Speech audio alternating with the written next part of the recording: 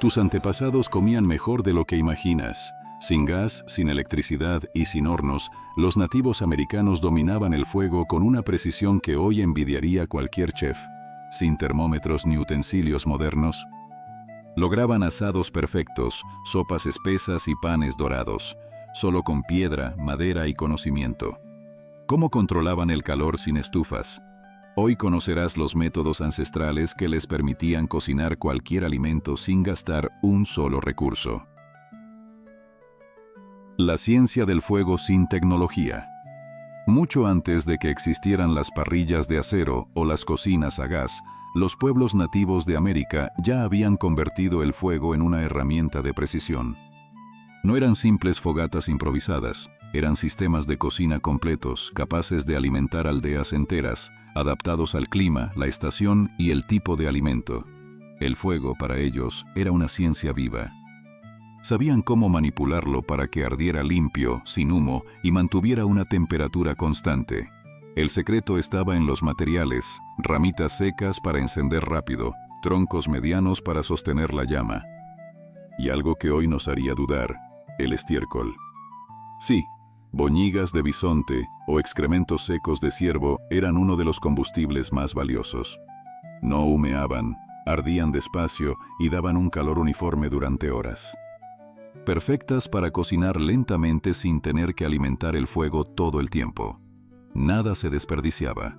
Lo que un animal dejaba atrás podía, literalmente, salvar vidas. En las aldeas, los fogones se distribuían estratégicamente. Durante el invierno, se colocaban dentro de refugios o bajo techos de corteza que canalizaban el humo hacia arriba.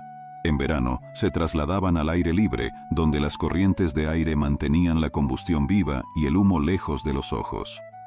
Algunas tribus incluso tenían cocinas estacionales, lugares específicos a los que regresaban cada año porque ofrecían la mejor ventilación y orientación solar.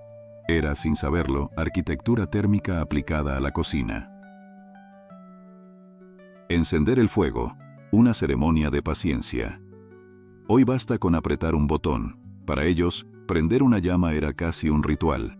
El método más común usaba pedernal y acero, golpeados hasta producir chispas diminutas que caían sobre fibras vegetales secas. Corteza triturada, plumón de carrizo o musgo seco. Si eso fallaba, tocaba el plan B: frotar palos hasta que el calor generara una brasa diminuta. Un proceso agotador, donde el más mínimo error significaba empezar desde cero. Por eso mantener el fuego era un acto sagrado, nunca se dejaba apagar del todo. Las brasas se cubrían con ceniza para conservarlas vivas toda la noche, listas para revivir al amanecer. Saber qué madera usar también era clave. El pino prendía rápido, pero ardía fugazmente. El roble y el nogal, en cambio, producían brasas firmes, perfectas para cocinar despacio. Entendían el fuego como un ser vivo, sabían cuándo alimentarlo, cuándo dejarlo respirar y cuándo dejarlo descansar. Un fuego mal manejado podía arruinar la comida, o el invierno entero. El arte de cocinar con palos. Cuando el fuego estaba listo, comenzaba la verdadera alquimia. Sin ollas, sin sartenes, sin utensilios metálicos, dominaron el arte de cocinar con palos, y no de cualquier tipo. Usaban maderas verdes, flexibles y resistentes, que no ardían fácilmente. Los cazadores ensartaban trozos de carne, pescado o raíces en largas varas y los colocaban sobre el fuego. El calor directo doraba el exterior mientras el interior se cocinaba lentamente. Era el primer kebab de la historia, sin aditivos ni tecnología, pero hacerlo bien requería precisión. Si girabas el palo demasiado rápido, la carne quedaba cruda por dentro. Si lo dejabas quieto, se carbonizaba. Así nació la técnica del giro constante, una danza entre el cazador y el fuego. Algunas tribus fueron aún más allá. Crearon rotisseries primitivas con tiras de cuero tensadas entre ramas arqueadas. El calor hacía que la piel se encogiera poco a poco, girando la carne por sí sola. Era la versión ancestral de un asador automático, inventado siglos antes de que alguien lo registrara como patente. Los alimentos pequeños, como conejos o aves, se asaban enteros. A veces se colocaban junto a las brasas, usando piedras calientes como reflectores naturales, que devolvían el calor y cocinaban de manera uniforme. Otros envolvían pescado o raíces en hojas húmedas antes de ponerlas al fuego, creando una especie de horno de vapor natural. Cada familia tenía su propio método. Algunas cocinaban varios alimentos a la vez en distintas zonas del fuego: carne cerca del centro, verduras en la periferia, raíces enterradas entre las brasas. Era un sistema de cocina modular, portátil y perfectamente sincronizado. Hervir sin ollas, la genialidad de las piedras calientes. Pero el mayor truco no estaba en el asado, estaba en hervir agua sin una sola olla de metal, y sí, lo hacían miles de años antes de que existiera el bronce. ¿Cómo? Primero, calentaban piedras hasta que se volvían rojas como el hierro fundido. Luego, las depositaban con pinzas de madera dentro de recipientes hechos de corteza, cuero o cestas impermeables. El agua comenzaba a hervir en segundos. Cuando una piedra se enfriaba, se sacaba y se reemplazaba por otra recién calentada. Era una cocina de precisión, alimentada por paciencia y física pura. Pero no cualquier piedra servía. Usar la incorrecta podía ser fatal. Muchas estallaban al contacto con el agua. Después de generaciones de prueba y error, y probablemente algunos sustos, descubrieron que la piedra jabón, soapstone, era la mejor. Absorbía calor lentamente, lo retenía durante mucho tiempo y rara vez se fracturaba. El granito podía explotar y la caliza se desintegraba, pero la piedra jabón era el oro de los cocineros prehistóricos. Con esta técnica, lograban mantener caldos, sopas y bebidas calientes durante horas. Transformaban un cesto de mimbre o una piel de animal en una olla funcional, sin acero, sin electricidad, sin termómetros. Solo observación, lógica y respeto por la naturaleza. El fuego que cocinaba más rápido que cualquier cocina moderna, la velocidad de este método dejaba atrás a casi cualquier otra forma de cocinar. Mientras un asado en horno subterráneo podía tardar todo el día, hervir con piedras calientes significaba tener sopa lista en cuestión de minutos. Perfecto para los grupos de caza que regresaban tarde, hambrientos y congelados, o para quienes veían una tormenta acercarse en el horizonte. No había que esperar a que las brasas se formaran, ni calcular la distancia exacta del fuego. Era cocina express, versión ancestral. Algunas tribus llegaron a dominar esta técnica con una precisión que asombra incluso hoy. Podían preparar guisos de varios ingredientes al mismo tiempo, como si tuvieran una cocina de varios fuegos. Carne en una bolsa de piel, vegetales en otra.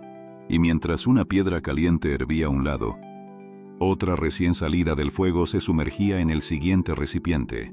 Un sistema de rotación perfecto que mantenía la comida burbujeando sin interrupción. En minutos, todo el campamento se llenaba de un aroma increíble.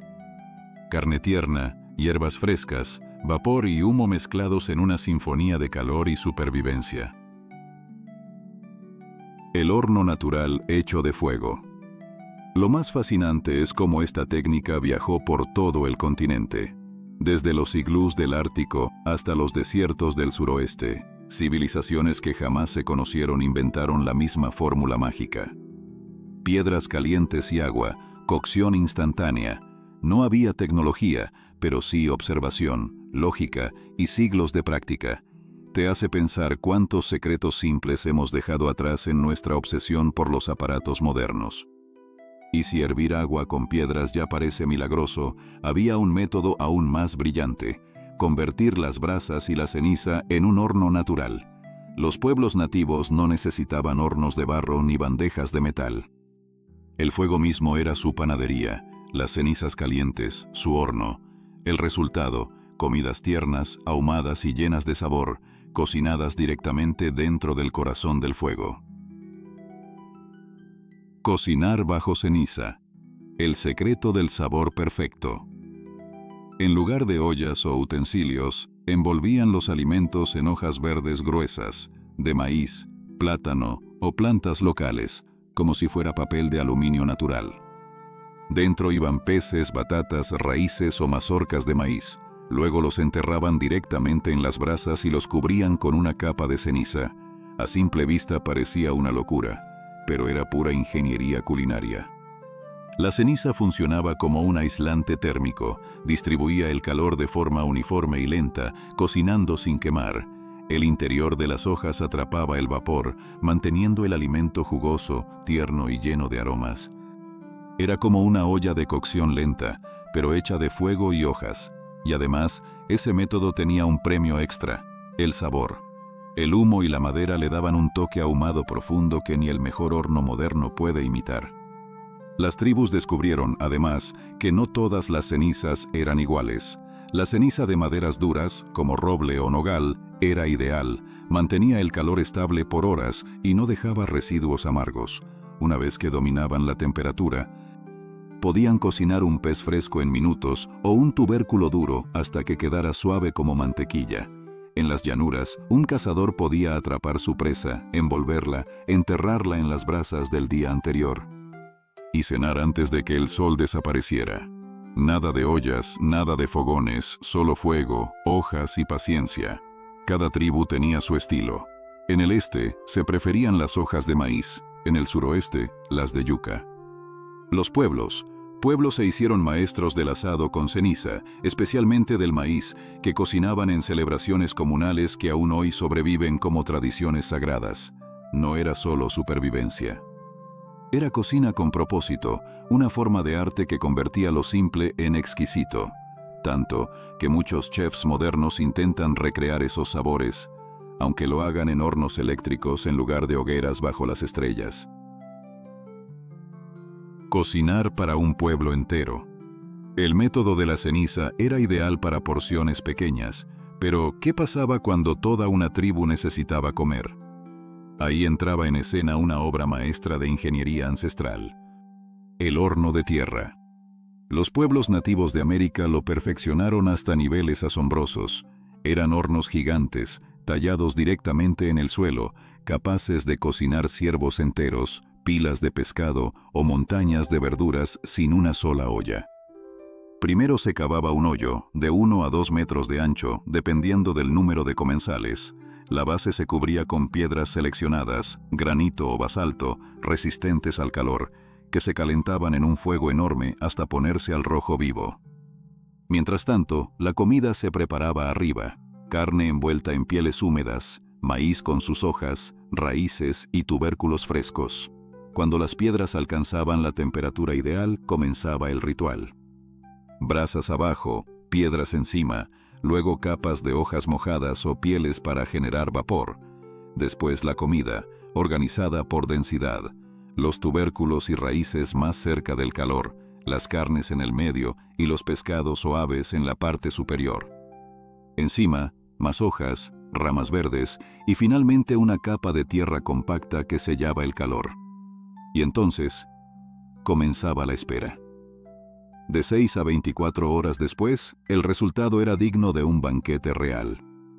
La carne se deshacía al tocarla, las verduras quedaban suaves como mantequilla, y el aroma ahumado impregnaba cada fibra. Algunas tribus encendían pequeños fuegos sobre el montículo de tierra, añadiendo calor extra desde arriba, como un horno de convección natural.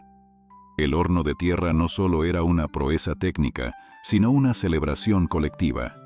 Todos participaban. Los hombres cavaban, las mujeres preparaban los alimentos, los niños traían hojas y ramas. Mientras el horno hacía su magia bajo tierra, la gente compartía historias, canciones y juegos. Era una lección de paciencia, comunidad y gratitud. Cada región tenía su toque especial. En la costa, las capas de comida se mezclaban con algas marinas, que añadían un sabor salado y mineral. En las praderas se usaban cebollas silvestres y salvia, y en las montañas, hojas de pino que perfumaban todo con un aroma resinoso. La tierra no solo cocinaba la comida, la condimentaba. Cocinar con barro y conchas, ollas sin alfareros. No todos los pueblos podían construir hornos de tierra o reunir a toda una comunidad para un banquete. En las regiones del sur, la naturaleza ofreció otra solución: la arcilla. Los pueblos Cherokee, Creek y otras tribus moldeaban con sus manos ollas de barro reforzadas con conchas molidas o arena. Sin torno, sin moldes, solo técnica transmitida de generación en generación. Cada abuela sabía exactamente cuán gruesas debían ser las paredes para resistir el calor del fuego sin agrietarse. Estas ollas se colocaban directamente sobre brasas o se rodeaban de piedras calientes, funcionando como cazuelas modernas. Con ellas podían hervir, estofar y conservar alimentos durante horas. Era un avance monumental, la primera batería de cocina del continente. En las costas, la naturaleza misma proveía las ollas. Las tribus recolectaban conchas gigantes o caparazones de tortuga, resistentes, impermeables y con formas perfectas para contener líquidos. Dentro de ellas cabían litros de sopa, y su estructura soportaba sin problema las piedras ardientes que convertían el agua en un festín burbujeante. Estas ollas naturales no solo eran funcionales, eran bellas, únicas, creadas por la tierra y el mar.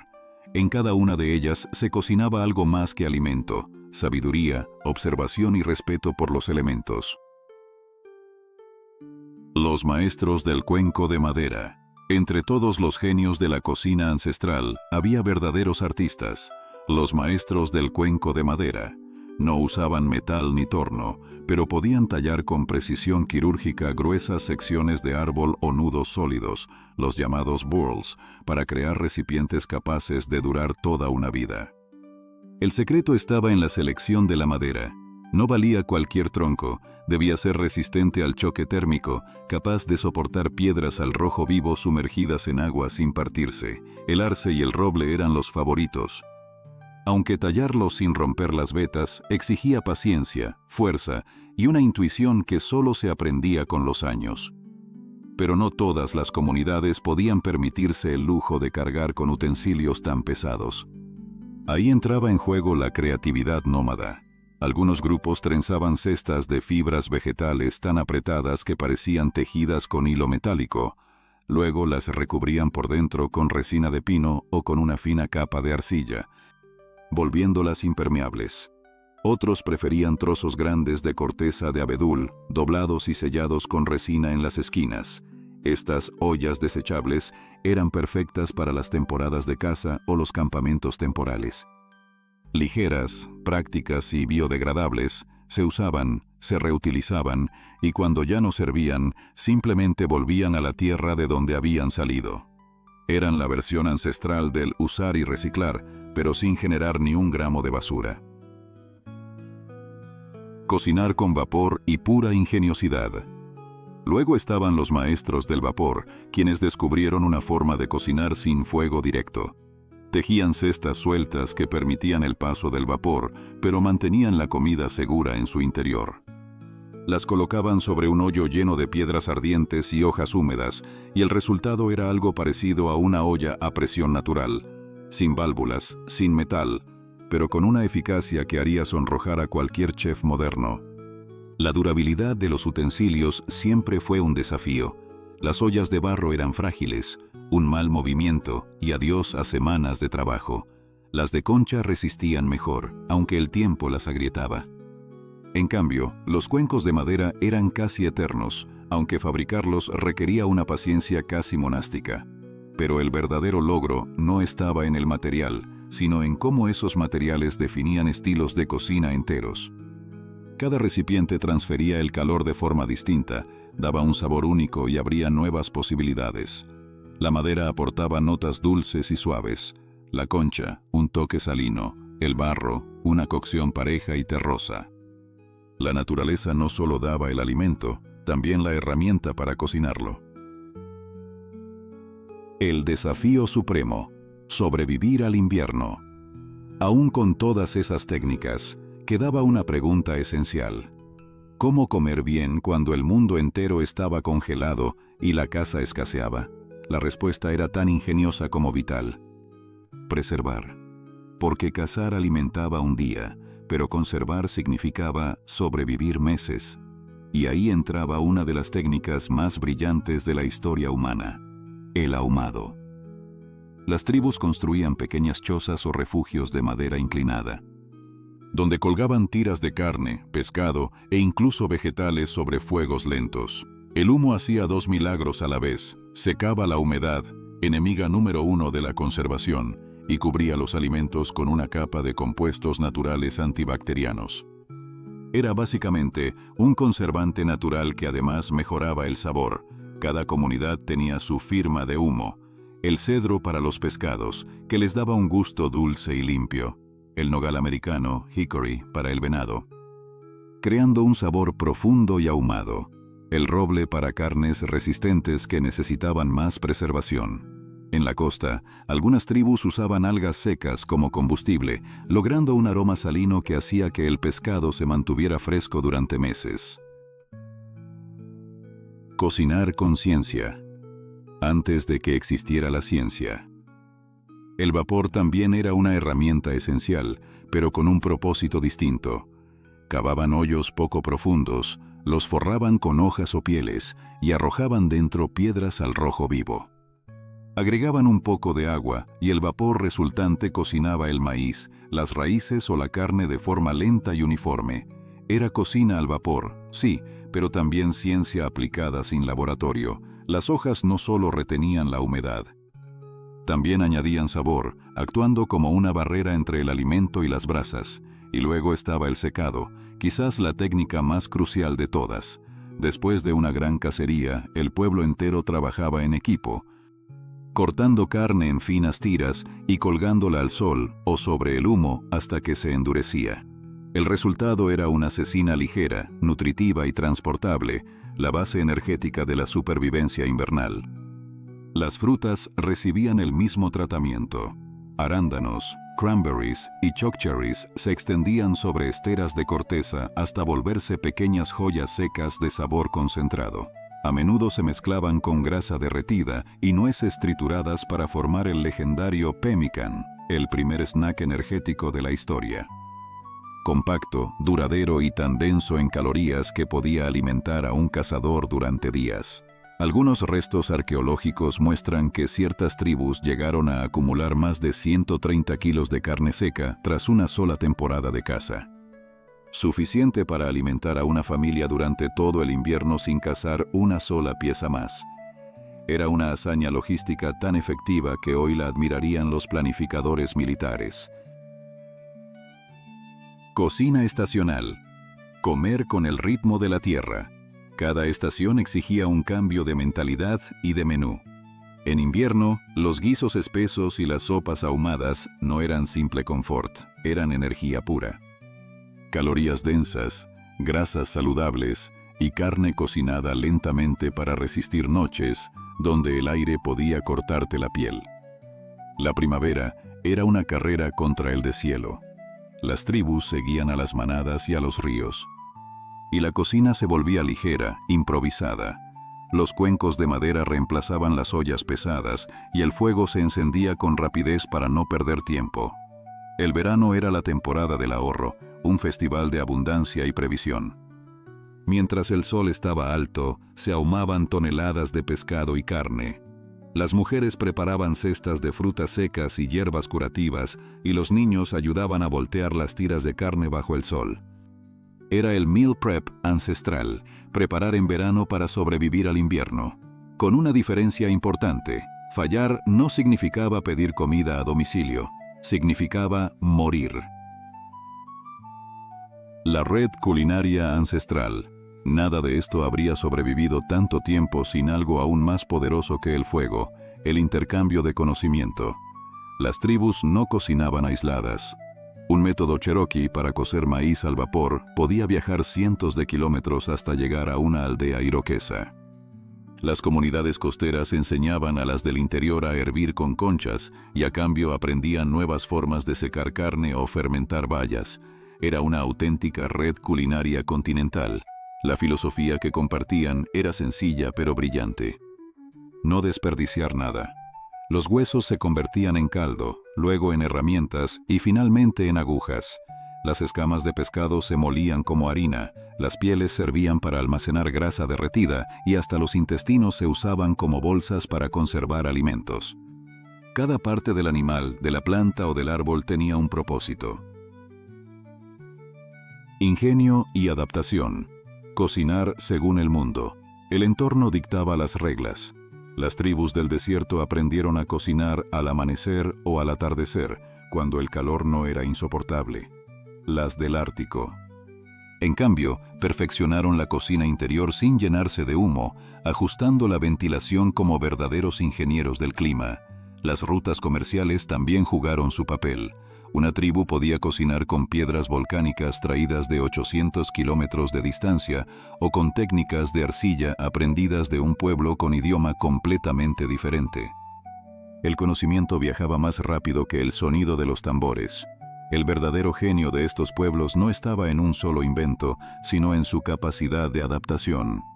No luchaban contra la naturaleza, cocinaban con ella. Transformaban el clima, la tierra y el fuego en aliados. Cada vez que hoy alguien cocina al aire libre, asa sobre brasas o prepara una sopa en una olla de hierro, sin saberlo está repitiendo los pasos de esos antiguos maestros del fuego. Porque ellos no solo inventaron formas de alimentarse, inventaron la manera de sobrevivir con dignidad, sabor y sabiduría, mucho antes de que existiera la palabra gastronomía. ¿Listo para el próximo paso? Haz clic en este otro video y descubre más secretos de supervivencia y conocimiento ancestral. Y si aún no lo has hecho, dale like y suscríbete para ser parte de la comunidad nativa más grande de YouTube.